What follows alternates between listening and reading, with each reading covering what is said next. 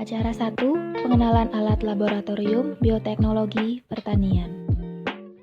Alat yang pertama yaitu filler atau rubber bulb. Fungsinya sebagai alat penghisap larutan asam dan basa kuat dengan cara disambungkan dengan pipet ukur atau pipet volume.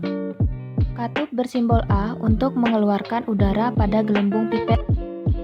Katup bersimbol S untuk menyedot larutan ke dalam pipet. Sedangkan katup bersimbol E untuk mengeluarkan larutan yang ada di dalam pipet. Untuk pengenolan sampai larutan habis digunakan lubang di samping katup E. Alat kedua yaitu Erlenmeyer. Erlenmeyer berfungsi sebagai wadah pembuatan media dan pengukuran kuantitatif. Yang ketiga yaitu Becker glass. Fungsinya sebagai wadah aquades atau reagen lainnya. Bisa juga sebagai pembuatan media dan sebagai pengukuran kuantitatif. Keempat yaitu gelas ukur. Berfungsi sebagai alat ukur volume larutan atau cairan kimia yang tidak memerlukan ketelitian yang tinggi. Kelima yaitu tabung reaksi yang berfungsi sebagai wadah untuk menampung cairan dalam jumlah sedikit pada saat melakukan eksperimen. Keenam yaitu pinset yang berfungsi untuk menjepit atau mengambil bahan-bahan yang akan digunakan dalam praktikum. 8 yaitu gunting yang berfungsi untuk menggunting eksplan atau bahan-bahan yang akan digunakan. 9 yaitu skalpel atau gagang pisau yang berfungsi untuk memotong eksplan.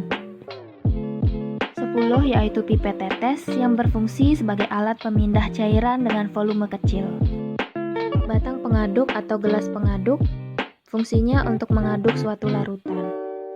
Lemari asam berfungsi untuk mereaksikan asam dan basa kuat agar asam dan basa kuat tidak mengalir atau terhirup oleh pengguna. Aqua bidestilator berfungsi sebagai alat untuk membuat aquades dan aqua bides. Oven berfungsi untuk memanaskan atau mengeringkan peralatan laboratorium atau objek-objek lainnya. Timbangan analitik berfungsi untuk mengukur berat suatu zat atau bahan kimia dalam jumlah yang sangat kecil. Water bath berfungsi untuk memanaskan reagen, inkubasi sel kultur hingga peleburan sel. Hot plate berfungsi untuk menghomogenkan larutan atau campuran larutan melalui proses pemanasan dan pengadukan secara mekanis.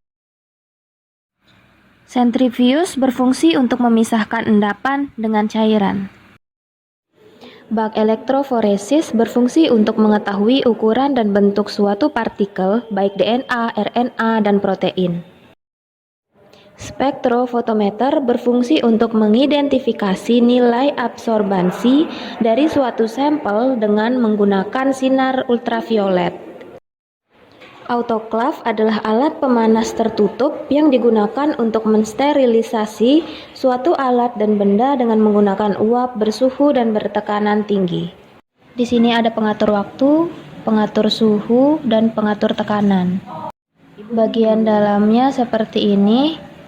Autoklaf tidak boleh dibuka dalam keadaan panas karena dapat menyebabkan alat-alat di dalamnya akan pecah. UV transilluminator berfungsi untuk mengukur konsentrasi beberapa molekul seperti DNA atau RNA, protein, dan lainnya. Alat ini digunakan untuk memvisualisasi DNA setelah proses elektroforesis.